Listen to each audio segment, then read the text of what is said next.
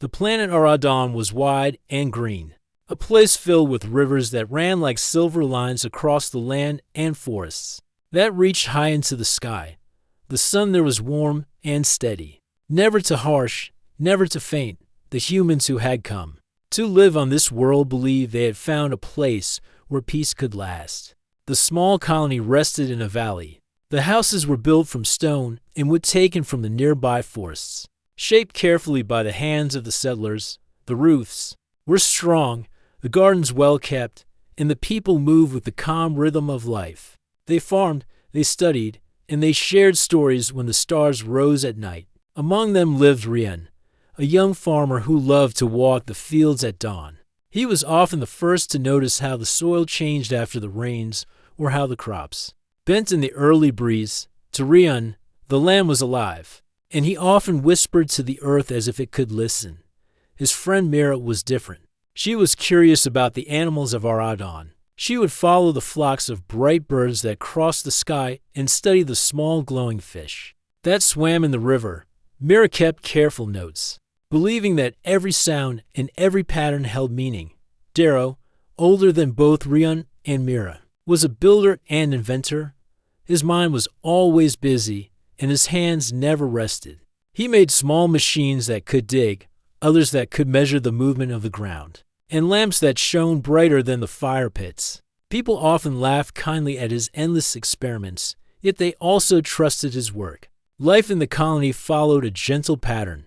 In the mornings, children carried water from the river, women and men worked the fields, and the sound of hammers and saws filled the air as new homes were raised. At night, families sat together near the fire and listened to the songs of the old ones, who had traveled across the stars to reach Aradon. For many years, the colony knew little fear. The forests stood close, yet no great threat had ever come from them. There were animals, but none too dangerous if left alone. The nights were calm, filled only with the sound of crickets and the slow call of night birds. The settlers felt certain that Aradon welcomed them. Still, some felt a quiet unease. The forests were vast, far larger than the valley they had claimed. Towering trees formed walls that no person had yet crossed. Their roots spread deep, and their branches were thick, enough to block the sun. Many of the colonists avoided going too far, saying that the woods were too strange, too silent, too endless. Rian was one of the few who often stood at the edge of the forest. He would stare into the shadows and feel that something was there, hidden but watching. He never spoke of it to the others, for he did not wish to spread worry. Yet the thought often followed him, even when he worked in the fields or rested at night. Mirita had her doubts. The animals she studied sometimes changed their habits in ways she could not explain. The birds flew higher and faster, as if escaping something unseen. The river fish swam in sudden bursts, as though startled. She noted these details in her book but kept them quiet, thinking perhaps she was imagining too much. Darrow's machines also gave strange results. His ground readers sometimes shook with faint tremors, as if the soil moved under unseen weight. At first, he believed it was error in his design. He rebuilt the devices again and again. But the readings continued. Darrow laughed it away in front of others, yet in his private workshop, he grew more thoughtful each day. Despite these signs, life in the valley carried on. The colony celebrated the harvest with music and dancing. Children played in the streams, and the council met to plan new homes for the next year. The settlers believed they had mastered this world, that nothing could shake their peace. But the truth waited beyond the trees. The stillness of the forest was not empty. The quiet nights were not without watchers. Aradon was not only a world of calm rivers and shining skies. Deep within its wild heart, there were powers older than the colony, older even than human memory. The people of the valley did not yet know. For them, this was the calm before the storm, the breath of peace before the first great panic. The valley of Aradon woke each morning with the same comfort of routine. Farmers carried tools to the fields. Children laughed as they chased each other through the grass. And Mira often walked to the forest edge with her notebook in hand. Yet, as the weeks passed, small details began to trouble the eyes of those who watched closely. Rian was the first to notice the change. while working among the rows of grain. He saw that the soil near the forest edge was disturbed. It was not like the marks left by tools or the paths of animals. These were deep lines pressed into the earth, curved and heavy, as though something with great weight had moved across the land. The rows of plants nearby were crushed flat. Rian crouched down and touched the prints. They were wider than his chest, and he could not understand what might have made them. That evening, as the sky turned red with the setting sun, Rian spoke to Mira about what he had seen. She listened with serious eyes, then nodded slowly. Sheeta had found changes. The birds that usually sang near the river no longer perched in the same places. Their flocks now circled high above, far from the ground. The small deer that once came close to the village now avoided the open fields. Even the night insects, which filled the valley with constant sound, had grown quieter. Mira showed Rian the notes in her book. Page after page was filled with small drawings and lines of careful writing. At first the changes were small. Fewer birds seen at dawn, strange silence near the stream, a restless cry from the wild dogs at night. But the more she wrote, the clearer the pattern became. The animals were unsettled. Something in the forest had shifted. The two friends went to Darrow, hoping he might have answers. Darrow sat in his workshop surrounded by wooden frames and glowing lamps. His eyes were tired, for he had spent long hours repairing one of his ground readers. When Rian and Mira told him what they had noticed, Darrow frowned deeply. Without a word, he pulled out sheets of paper covered in numbers and marks. "These are the readings from my machines," he explained. "For weeks, the soil has been trembling. Small, steady shakes that do not come from storms or quakes. I thought my design was broken, so I built a new device. But the new one shows the same." Rian leaned closer. "What do you think it means?" Darrow placed the papers on the table and tapped his finger against the lines. "Something heavy is moving under the trees. Not once, not twice, but again and again. It is not near the village yet, but it is there." The three of them sat in silence. For a while, the weight of the thought pressing on them. At last Mira whispered, "The animals must feel it too. That is why they flee." They decided to share their worries with the colony council. The council was made up of the older settlers, who had guided the people since their arrival on Aradon. They listened to the reports with calm faces, but when the meeting ended, their answer was firm. "These are natural signs," said one of the elders. "Forests have many secrets. The animals change. The ground shifts, and the trees grow in strange ways. We should not trouble the people with fear when no harm has come." Rian tried to argue, but the council shook their heads. They reminded him that the colony had lived many years in peace. No great danger had ever come from the forest, and no one wished to fill the valley with panic. So the warnings were set aside, and life in the village continued. Yet for Rian, Mira, and Darrow, the unease only grew stronger. That night, Rian could not sleep. He walked alone to the edge of the forest where the shadows lay thick between the trees. The air there felt heavier, as if carrying a hidden weight.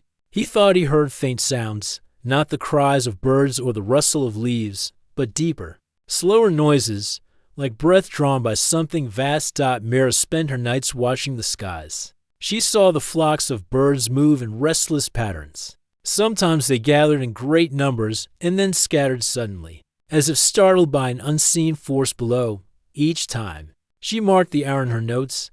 Darrow worked quietly in his workshop, building stronger readers and placing them farther into the forest edge. Each new machine brought back the same results.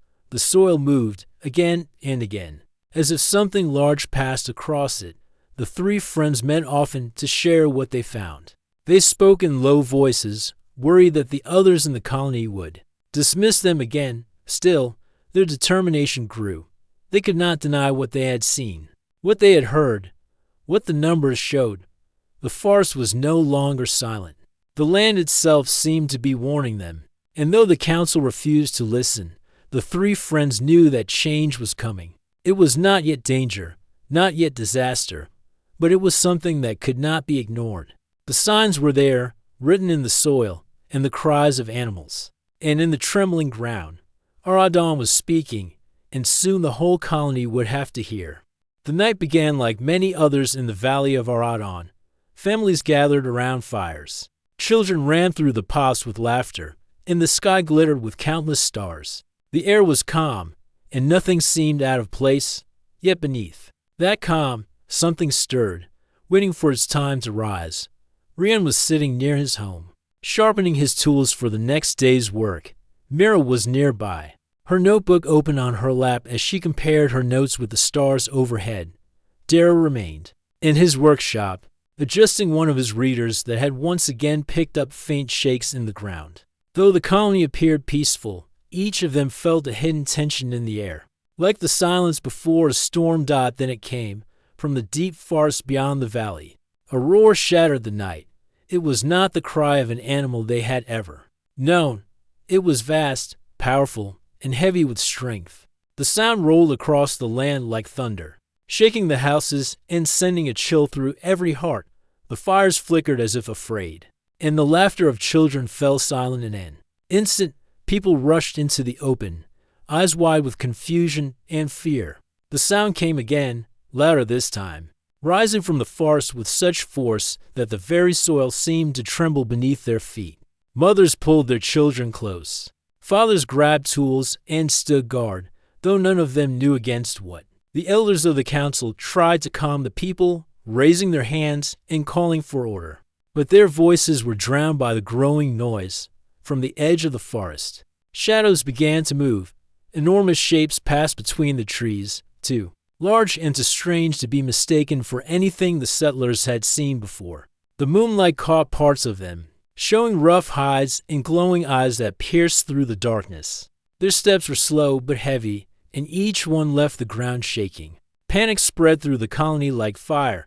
Families ran in every direction. Some tried to hide inside their homes, while others rushed toward the river, thinking the water might protect them. Children cried, and animals from the pens broke free, fleeing with wild fear.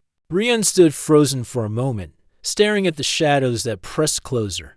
His mind raced with confusion. What were these creatures? Why had they never appeared before? He forced himself to move, calling out to those nearest him, guiding them away from the forest edge and toward the safety of the open fields. Mira clutched her notebook to her chest and ran to help the children. She pulled them away from the paths that led toward the woods and urged them toward the fire pits where the elders stood. Her heart pounded, but she refused to give in to fear.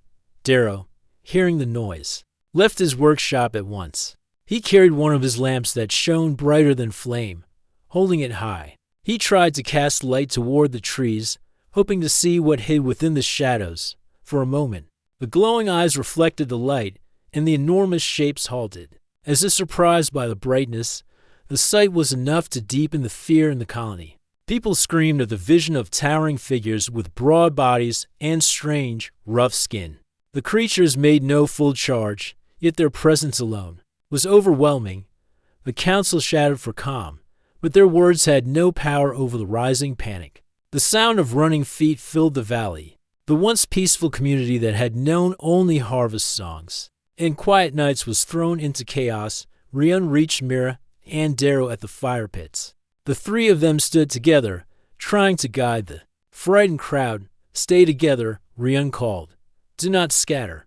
But few listened, for fear was stronger than reason. The creatures gave another roar, so loud it shook the very air. The lamps flickered, the houses trembled, and the ground itself seemed alive under the weight of their voices. Then, as suddenly as they had appeared, the shadows began to retreat. The glowing eyes vanished into the depth of the trees, and the forest fell silent again. Only the sound of the river and the cries of the people remained. The valley was left in shock. Fires burned low, tools lay scattered, and families clung to one another. No attack had come. Yet the fear was as strong as if one had. It was the first time the settlers had felt powerless on Aradon. The council tried once more to speak, urging the people to return to calm, but their authority was shaken. The wild had shown itself, and no words could erase what the colonists had seen and heard.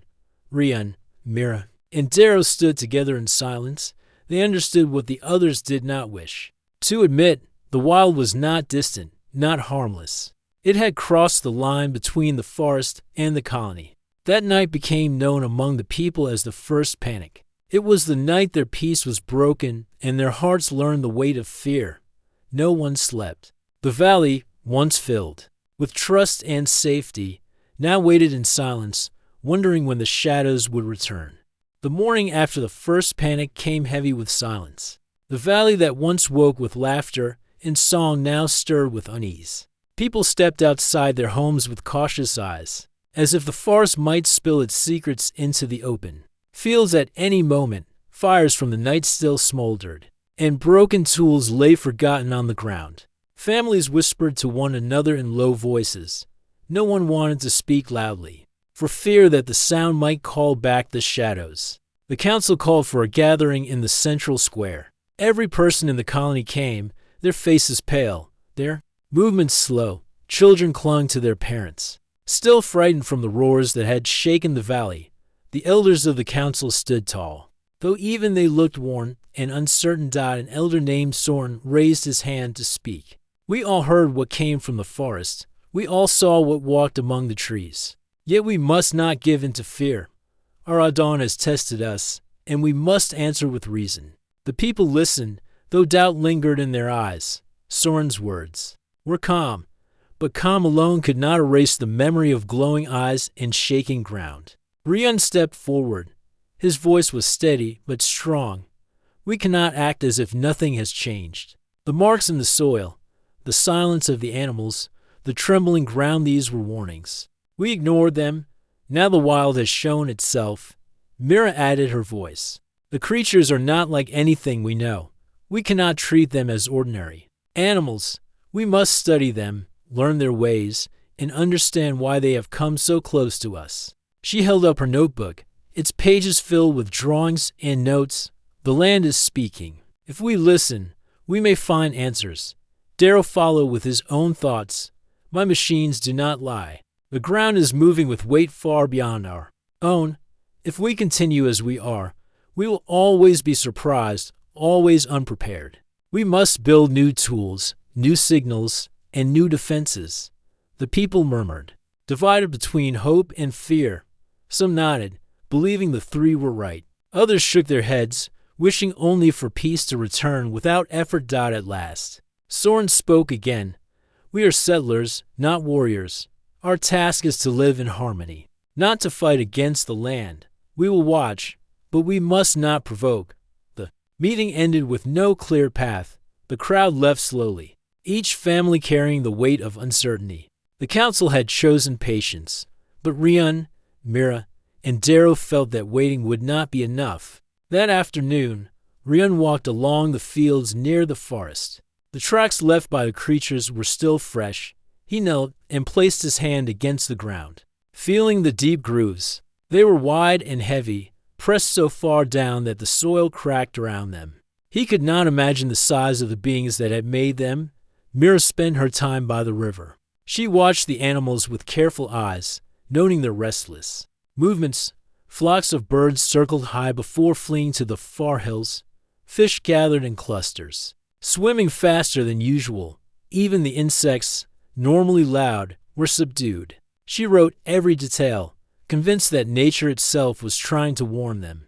Darrow worked in his workshop until the sun fell low. He built stronger readers with longer arms and deeper spikes to press into the ground. He placed them in a line stretching from the forest edge toward the village. When the devices shook, they would mark the pattern of the movements. Darrow believed that if they could read the path of the creatures, they might predict when danger would come.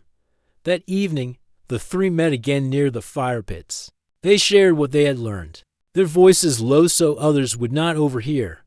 The creatures are testing us, Rian said firmly. They came close enough to frighten us but did not attack. They are watching how we react. Mira nodded. If they wished to destroy us, they would have done so last night. Instead, they showed their strength. It is as if they want us to know that the wild is stronger than we believe. Darrow added, and they will return. My machines will show their steps. We must be ready. As they spoke, the fires burned low, and the forest stood dark and silent. The valley seemed to hold its breath, waiting for the next sound. The people of the colony tried to return to their daily work, but the weight of fear lingered. Children no longer played near the forest edge. Farmers worked quickly, often glancing toward the trees. Builders raised walls higher, though they knew wood and stone could not stop what had shaken the earth at night. The families gathered closer together than before. Songs were sung softly, as if the wild itself was listening. No one laughed as freely. No one slept as soundly. Rian, Mira, and Darrow carried the heaviest burden. They knew the truth was no longer hidden. The wild had shown its face, and the peace of the valley was gone. Facing the unknown was no longer a choice. It was a path the colony had to walk, whether with courage or with fear. The people of Aradon would soon discover what it meant to live beside a force greater than themselves. The stars shone bright above, but the settlers no longer looked at them with wonder. Their eyes stayed fixed on the shadowed line of the forest, waiting for what might emerge next. The days after the first panic stretched like long shadows over the valley.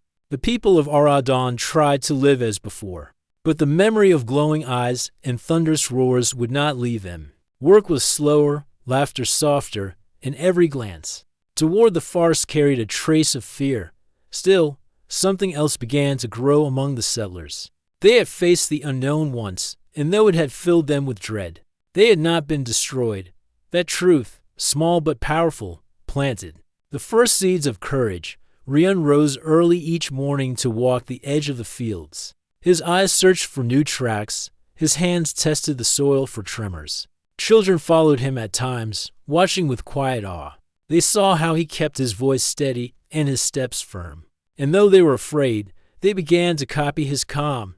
Mira gathered groups of families near the river, teaching them what she had learned about the animals. She showed them how to read the sky when birds changed their flight, how to notice the silence when insects fell quiet, and how to understand the patterns of fish in the streams. Nature speaks before danger comes, she told them. If we listen, we will not be taken by surprise. Her lessons gave the people a sense of power, for the world no longer seemed entirely against them. Darrow worked day and night in his workshop. Sparks flew as he hammered and shaped metal, and the sound of his saw carried across the valley. He built larger lamps with polished mirrors that could shine their beams far across the fields. He crafted horns that could carry sound like thunder, meant to signal warnings or to frighten what might lurk in the trees. Some villagers doubted his strange machines, but others watched with hope, eager to see what strength human hands could create. The council at first remained cautious, urging patience and warning against bold action. Yet even they began to see that the people needed more than words. Fear could not be erased by silence. Slowly, the elders agreed to allow Rian, Mira, and Darrow to guide the colony in new ways. So the settlers began to change. Farmers who once worked only with tools of soil now carried poles to sound the horns. Builders, used to raising walls for homes, now shaped towers where lamps could be mounted to cast light toward the forest. Children learned to carry small stones in their pockets, not as weapons but as signals to knock together in warning. The colony, once scattered in its efforts, began to move as one. Rian trained the youth in calmness. He taught them how to stand firm when fear struck, how to breathe slowly, how to listen before acting. If we scatter, he told them, we are weak. If we stay together, no wild thing can break us. The young ones, who had once shaken with fear, began to stand straighter when they walked beside him. Mira led groups into the forest edge during daylight, teaching them how to track prints without getting too close. She showed them how broken branches told of size and weight, and how bent grass revealed direction. Her quiet strength gave others the courage to step closer to the unknown, not with recklessness, but with careful learning. Darrow gathered helpers to test his machines.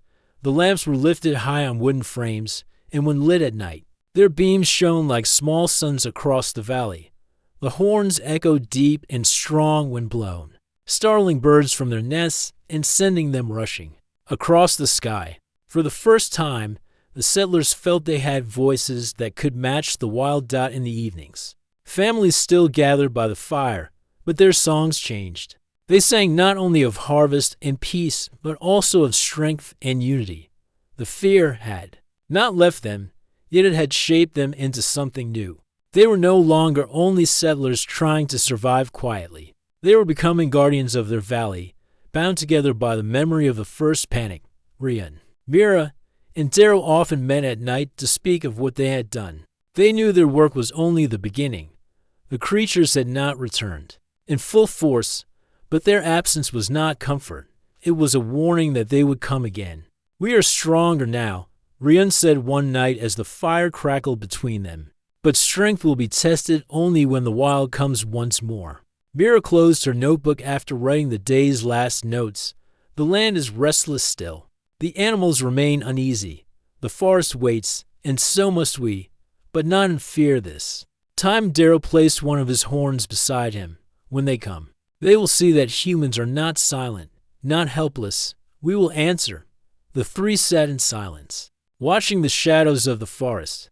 Their hearts were steady, their thoughts united. The valley behind them now stood as more than a settlement. It was a community bound by purpose. The people of Aradon had learned that they could not rely on peace given freely by the world.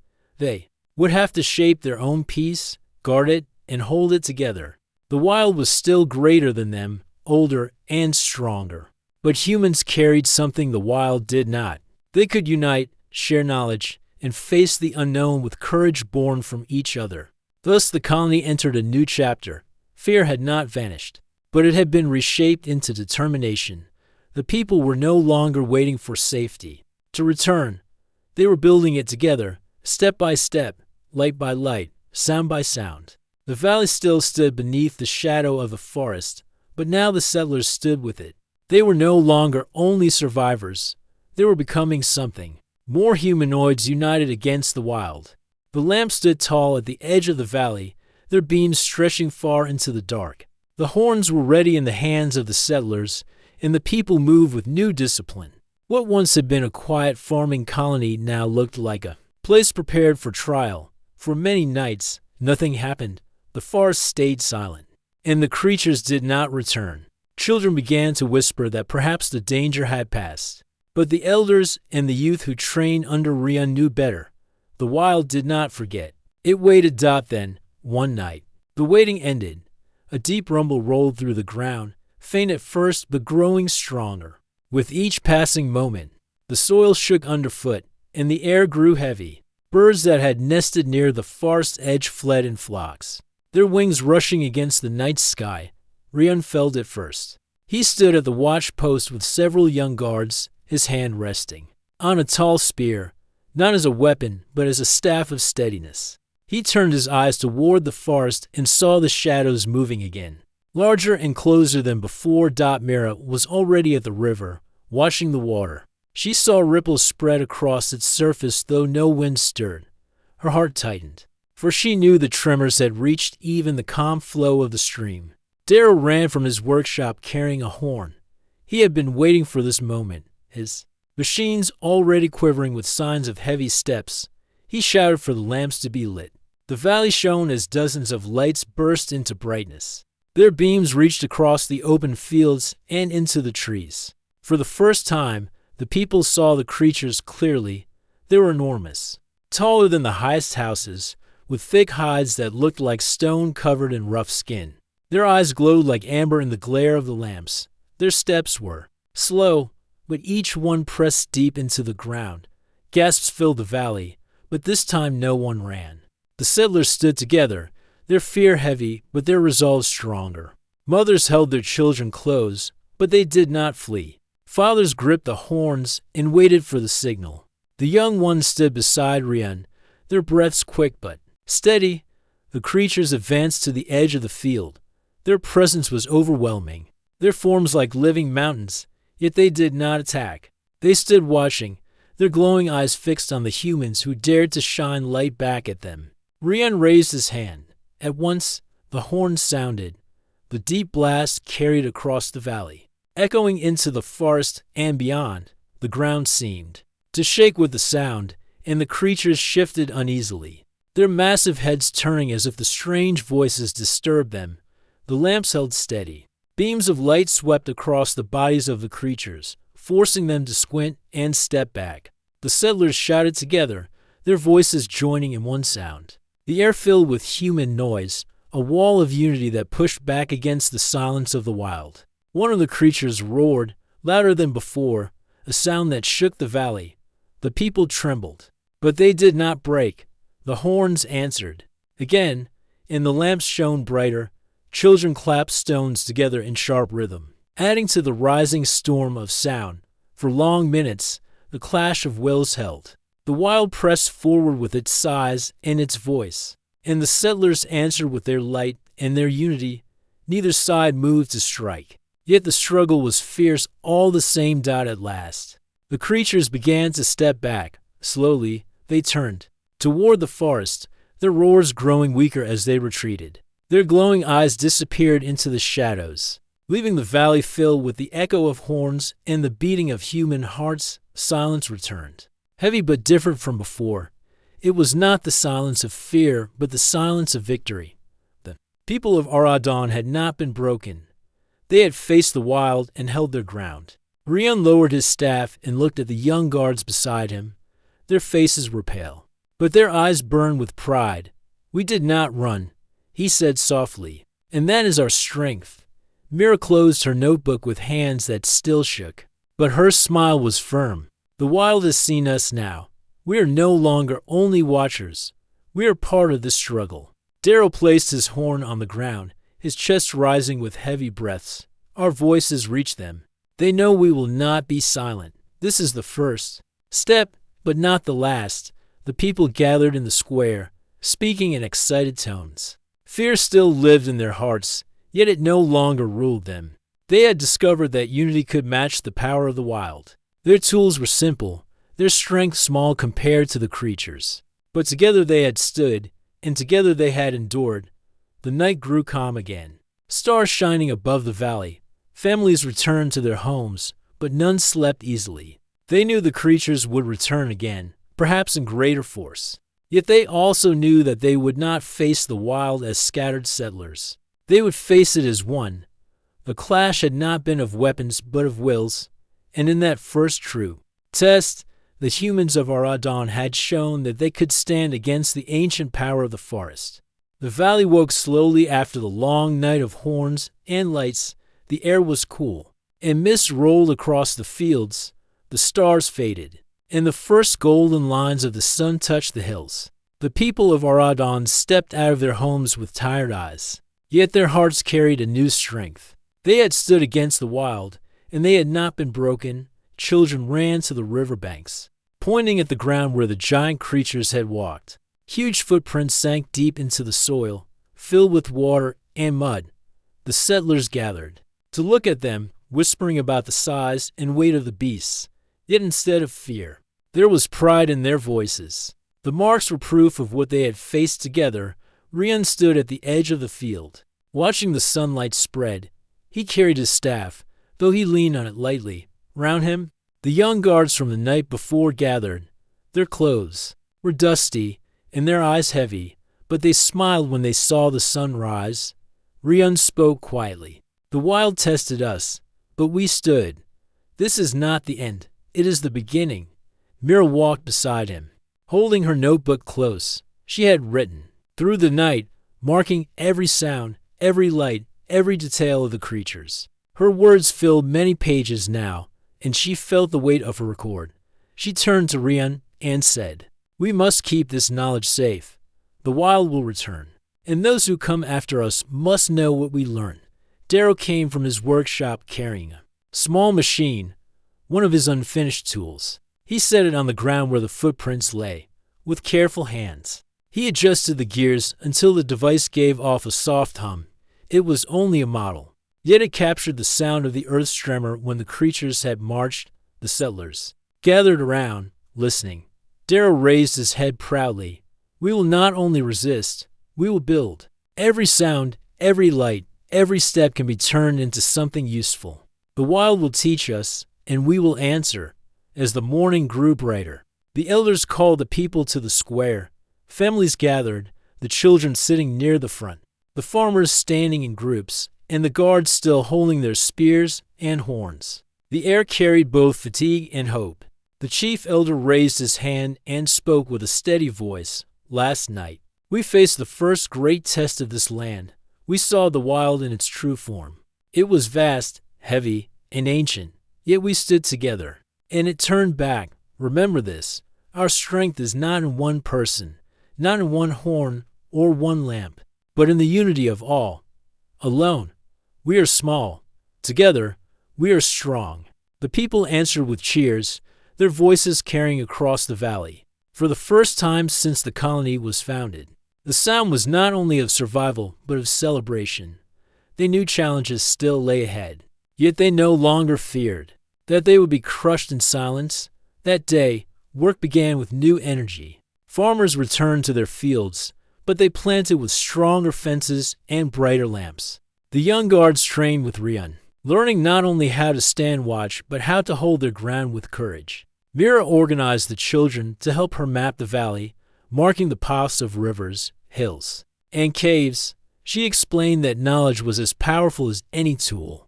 Darrow filled his workshop with settlers who wanted to learn how to build horns, lamps, and small devices that could help in the next test. The settlement grew louder, not with fear but with purpose. Every strike of a hammer, every call from the fields, and every note of a horn became a song of resilience.